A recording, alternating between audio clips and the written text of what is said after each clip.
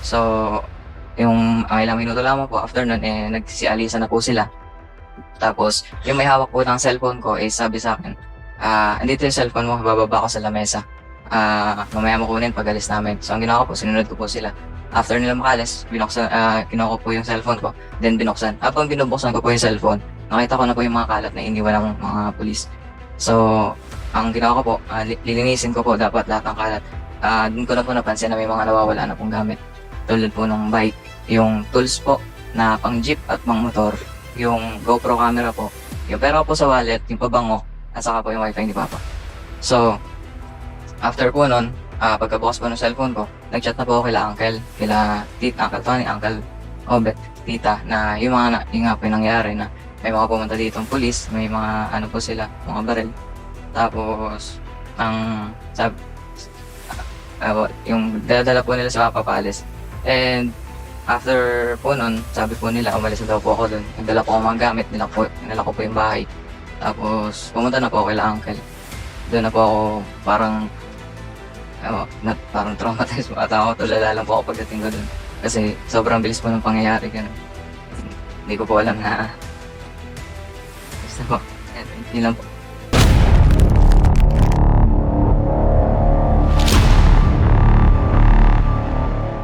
Congressman Paduano. That's the reason why we are reminding you in a peaceful manner, Colonel Legend. As much as possible, I want to make this in a peaceful manner para hindi na natin nakikita yung emosyon ng mga congressman na narito. Gusto ko, sabihin nyo yung totoo. Kanina nandun tayo sa opisina, sinabi ko sa inyo. Di ba? Kasi congressman nyo ako dun dati 9 years ako dyan sa San Pedro Sabi ko, be truthful, be honest. Kasi we will find out the veracity of your statements here. Lalabas at lalabas yan. And I want it in a peaceful manner para hindi na nagre-react yung ating mga kasamang congressman. But now that you have confirmed that you have stated these true texts sa iyong administrador at pinasa kay Attorney Leonardo. So, ang ibig sabihin, mali yung kinonduct yung operation. Dahil nahuli nyo ng 1:36 p.m. pa lamang, pero according sa affidavit, 7:18 ay huli na sila. Ay 7:18 pa lamang sila nahuli. And that's the reason why etong mga pulis na to, sila yung team leader si Andy Garilla, lahat kayo pwede namin pakulong ngayon. Bakit? Nagsinungaling kayo Sinasabi ng happy nyo, arrested na 4:00 pa lang ng hapon. Pero dito sinasabi nyo sa affidavit ninyo, 7:18 nyo nahuli yung tao. And that's constitute a crime, hindi lamang Gusto lang namin i-find out ano yung problema para masolusyonan at wag nang maraming masakripisyo pa. Ako, si General Acop, si Colonel Rencia, retired police officer kami, and we love PNP. Pero between the PNP personnel and the individuals, katulad ng mga ito, doon tayo sa tama. So please, wag mo akong galitin. Sagutin mo ako ng totoo. Gaano ka na katagal sa San Pedro Police Station? 7 months, sir. 7 months. Yes, sir. Ilan ang target accomplishment ninyo on illegal drugs every week? 6, sir. 6. Namimit ninyo o hindi? At times, sir, nami-meet. At times, hindi, sir. So pagka kulang ang accomplishment mo, target every week, hahabulin mo for the following week. I am correct or not? Yes, sir. So may target kayo, di ba? For that matter, Mr. Chair, may I manifest that Police Colonel Depositar, the Provincial Director of Laguna Provincial Office, be directed to submit statistics on their accomplishments on illegal drugs from January 1, 2023 to present. Mr. Chair. Okay, Colonel Depositar, can you kindly reply? Reminder, Congressman Busita, wrap up. Kasi meron tayong second na hearing doon sa Yes, Mr. Chair. So, Mr. Chair and our honorable esteemed Congressman, yes, we will comply with your instructions to submit the drug accomplishment reports of Laguna Police Provincial Office covering the period of January 1, 2023 up to present. Thanks, sir. Mr. Chair, if may I add, by police station, PD. I'm sorry, sir. Itong accomplishment po ninyo, statistics by police station. Yes, sir. Breakdown by police station, sir. Same period. And status, please indicate the status of all cases on illegal drugs. Your accomplishment of Laguna PPO. Yes, sir. We will submit and we will comply, sir. Mr. Chair, nabanggit ko lamang po ito. Kasi po, very clear. Natutuwa nga po ako si General Acop, Honorable Representative Acop of Antipolo City. And na-call yung attention ko po kasi during the previous hearings, meron po siyang resolution na kapareho po nito. At kung i-analyze po natin deeper, ito po yung resulta ng kota-kota sa PNP, which nakakatuwa din po na in-acknowledge ito ng ating Chief PNP and even the DILG at sinabi ng ipapahinto ito. And I strongly believe, Mr. Chair, kung hindi mababago ang parameters ng PNP dito sa best police officers and best police units, hindi po matatapos itong problema na ito. Yun lamang po, Mr. Okay, Chair. And maraming maraming salamat, Congressman Abusita. Tanong ko lang muna bago ko Kaya iyan I would advise yung Attorney Leonardo, kayo po ba magpa-file ng kaso? O hindi? Kung kayo magpa-file ng kaso, huwag nyo nang i-file sa regional director yung kaso. Kasi bias na eh. Kitang-kita naman eh. Any person in his right mind after seeing this, knowing that the CCTV will not lie, papaboran ko yung mga nagre-reklamo. And in the spirit of transparency, yung unang kaso, kung bakit nasusundan ito ay dahil doon sa kaso na nangyari sa Antipolo. At na-dismiss yung mga involved doon. So in the spirit of transparency, I will see to it na yung mga tao yan ay madi-dismiss at mapapailan ng criminal case as I did doon sa mga pulis na nag-operate doon sa syudad ng Antipolo. I am amazed, Gerald Gases, na gano'n ang pag-iisip mo, being the RT. There's a limit to protecting your men and upholding their moral and welfare.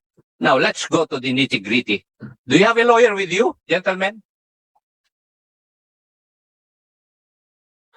Attorney, sino, you're asking the suspect Yung or the victims? team na nag-operate. Do you have Yeah. a lawyer with you? Sa team leader, please, at Andy Garilla.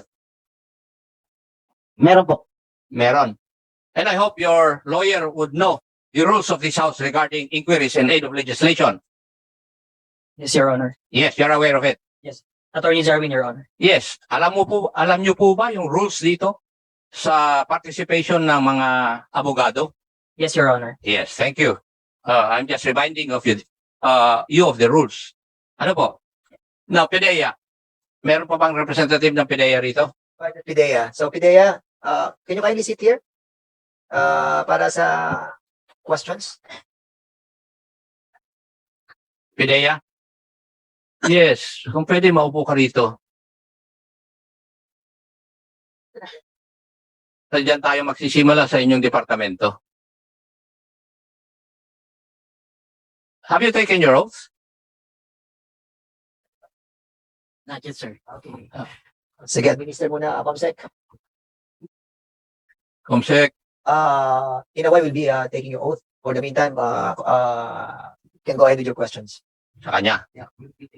PIDEA, meron po kayong sistema na pinagsasubmit ninyo yung mga barangay officials ng listahan ng mga drug dependents at drug users and drug pushers sa kanilang barangays. Di po ba? Yes, sir. Yes. And this is done with the municipal or city government. Tama rin po. Yes, sir. Through Kada Cormada. Yes. Together with the Dangerous Drugs Board and your office. Tama? Yes, sir. Yes. And therefore, nandun yung mga listahan as recommended by the barangay officials. Yes, sir. And then, binabalik ninyo, pag-validate nyo na totoo. Yes, sir. With the PNP, sir. Yes. Now, may I ask the station commander or the chief of police, kasama ba siya sa listahan? Yung naging biktima? Is his name in the list of drug pushers, drug users, or drug dependents insofar as the list of the barangay officials or the concerned barangay officials are concerned? Yes, sir. Is newly identified listed, sir. God sakes. Newly? Ang tinatanong ko sa iyo, narinig mo ba yung pagtatanong ko doon sa PIDEA? merong nire-require sila na mag-submit yung mga barangay officials na listahan sa kanilang barangay yung mga drug users, drug pushers, at saka drug dependents through their barangay anti-drug councils. Dumadaan sa munisipyo bago pumunta sa PDEA together with the Dangerous Drugs Board na nag-create ng policy na yon. Di ba? Nagko-coordinate, binivet, at ibinabalik sa mga barangay captains. Tama? Yes, sir. For Yes. Now, ikaw, Hepe, alam mo dapat yun eh. You're just telling me your ignorance of the law. Kung hindi mo alam yun. Kung ako, congressman na, matagal na ako nag-retire, alam ko. Do you know na meron ganon? Yes, sir. Yes. Ngayon, nasaan yung listahan na yun? Anong listahan na pinagbasihan mo na nandun yung pangalan ng tao? Sir, may category po tayo, sir. Meron kasi na, Listahan ng barangay officials. sa barangay po nag-start yan, sir. Yung newly Yes. listed po, sir. Mr. Chair, may I request that we also invite the barangay captain concerned where Mr. Kilala Kilaw is a resident. Yeah, Resident. well, actually, we have invited the barangay Yes. chairman. Para may pakita Yeah, unfortunately, hindi nakarating. But we will be inviting him on the next kung hearing. kasama po yung sa listahan nila Mm. doon sa Kwan. And may I ask PDEA, you kindly verify from your list. You get the barangay and the municipality na kinaroruan ni Mr. Kilaw. You have a list of that, I know. We will verify, sir. Yes, that is in pursuant to the Dangerous Drugs Board policy. Yes, sir. Yes. So, Pidea, kindly submit to us as soon as possible. We've been working together for so many years when I was the mayor. So, next week, submit nyo na agad yung listahan so we can see. Mr. Chair. Kasama Yes, sir. yung We will listahan. comply, sir. Oo. Sige, go I ahead. make it of record na yung chief of police ng San Pedro ay sinabi niya na nasa listahan.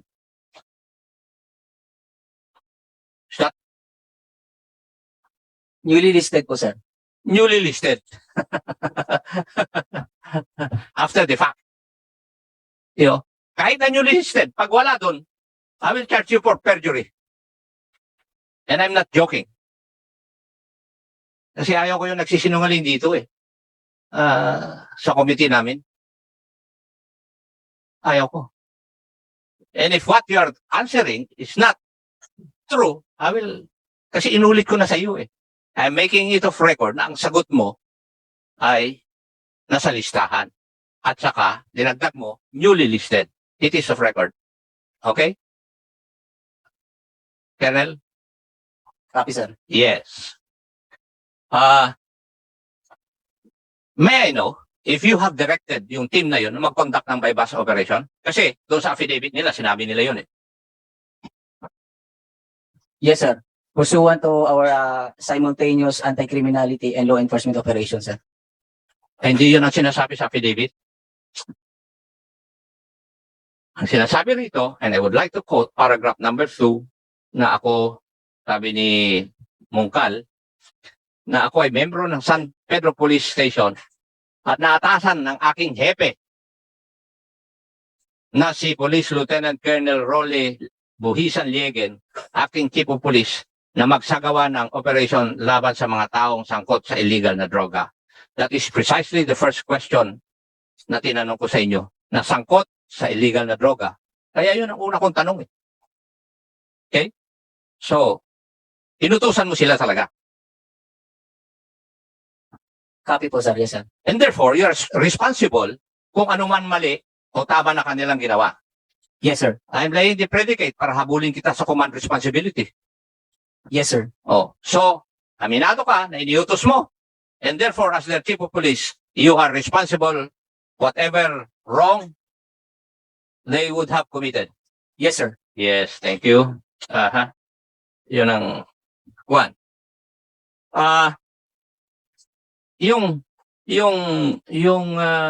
Si kapatid ni Mr. Kilaw, in your statement a while ago, you stated na meron pang CCTV doon sa 7-Eleven. Yes, Your Honor. And did you ever try o sinubukan niyo po bang kumuha ng kopya nun? Yes, Your Honor. Kasi pag meron pang pangalawang CCTV at nandun din yung mga oras at yung mga nangyari doon, eh, sinusuportahan yung una yung CCTV. Now, ano po ang sagot sa inyo ng 7-Eleven? Paki-on po yung mic ninyo. Request lang po ng pulis ang ini-entertain po nila. Alin po? Request ng police. Request lang po ng pulis ang ino-honor nila. So, base po doon sa sagot ninyo, nasa kanila pa yung kopya ng CCTV na yon. I told to manager na kasi nag-exert pa po ako ng effort na makuha yon. Nagsalita lang po ako sa kanya na please preserve yung event na sinasabi niya na related daw sa bypass operation. Kasi kasama na rin yan doon sa aming papandayin na batas na kung yung tumitingin doon sa CCTV ay makita niya na may krimen na nangyayari, dapat i-report na niya kagad sa kapulisan. Yun yung amendment na gusto namin mangyari dito sa 6 na House Bills tungkol sa CCTV. Ano po? Kaya yun po yung aking katanungan. So, i-presume natin na hawak pa rin nung 7-Eleven yung CCTV footage na yon. In God's willing, Your Honor.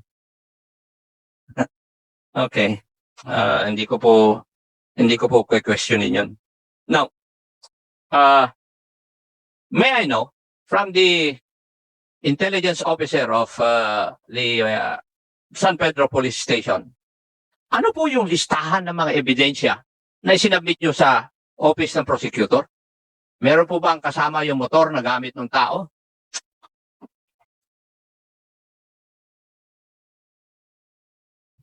Your Honor, based dun sa chain of, dun sa certificate of inventory, ay it appears na wala po yung motor po, Your Honor.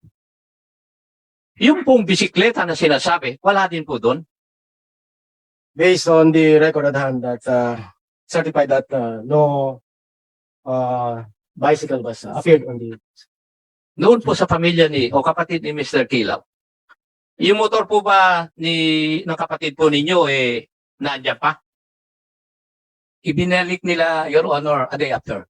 A day after. Yes, Your Honor. Pero yung bisikleta, wala. Wala po. Okay. Now, may I know who is the team leader? on this particular case, sir, is Police Staff Sergeant Guerrilla. Your Honor. Yes. Are you around? Yes. Are you aware of your police operational procedures manual? Yes, sir. Kung matanong ako sa iyo tungkol doon sa manual, pag hindi mo sumasagot, hindi mo alam, di ba? Yes, sir. Tama? Yes, sir. Yes. Umpisahan po natin. Paano nyo inumpisahan na planuhin na hulihin si Mr. Kilaw? Bali po, ang nangyari po dyan, Your Honor. Hindi, paano nyo inumpisahan? May information po si Patrolman Tamaray, inirelay po sa akin. Alin? May information si... Si Patrolman Tamaray na alleged nagbebenta ng droga sa May Putol. Inirelay niya po sa akin yung information na yun. So, would that show? O pinapakita ba niyan na hindi niyo ba alam na kung kasama si Mr. Kilaw sa drug list ng barangay? Kasi ang isda nahuhuli sa bunganga niya eh. Hindi pa po. So, hindi niyo alam. Eh, bakit alam ng hepe ninyo?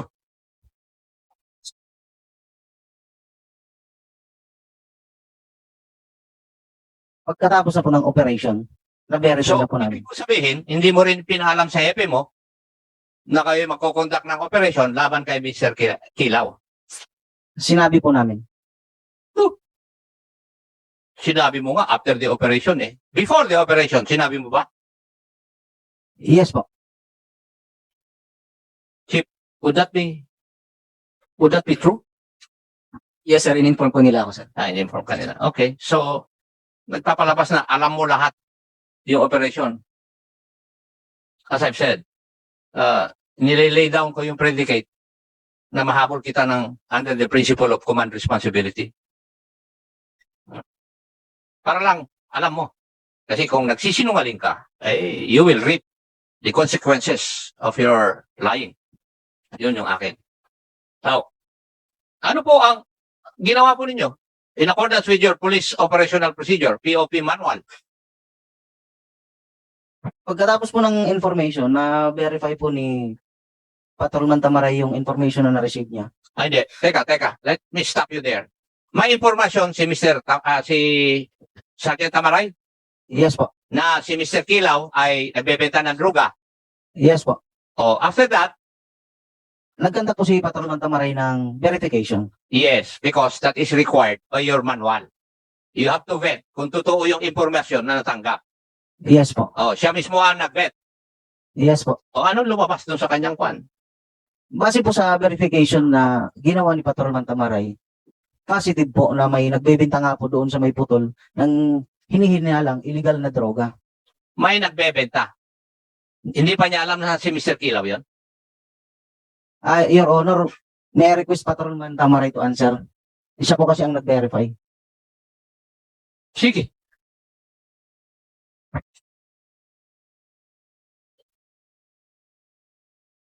Good afternoon, Your Honor. When you got the information, Sa confidential, teka. When you got the information, nung nakuha mo yung information tungkol kay Mr. Kilaw, sinabi mo kagad sa team leader mo? yes po, sir. Yes. O, tapos sabi niya, hindi pa niya alam kung si Mr. Kilaw ang kwan target ninyo Di ba? So alam na niya from the start na may target kayo, na si Mr. Kilaw. Regarding po dyan, sir, Sagutin mo yung tanong ko. Hindi ko tinatanong kung regarding that or what. Sagutin mo yung tanong ko. kilala po namin sa alias po, pero yung buong pong pangalan, hindi po namin alam. Alias lang po ang binigay sa akin na informante po. Oh, namin. sige. And that is precisely the reason why kailangan mong i-vet o i-validate yung info. Yes po. So, ano po yung action ninyo para mag-validate?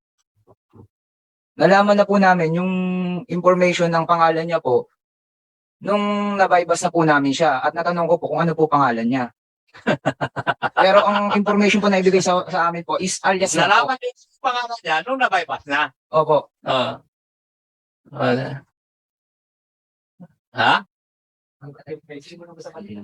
Alam mo, ang sabi ng aking magaling na abogado nun, kung magsisinungaling ako, yung pinakamalapit sa katotohanan.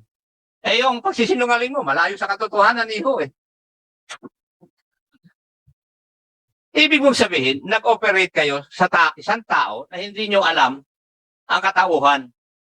Ikaw, sinabi mo mismo na ikaw ang nag-validate ng info. That is precisely the reason why I'm asking you, paano mo binalidate yung info? Kasi that is part of your operations dapat. You have to validate the information. Kasi baka pinainan lang kayo ng maling informasyon Di ba? Ganun ang purpose ng procedure na yun.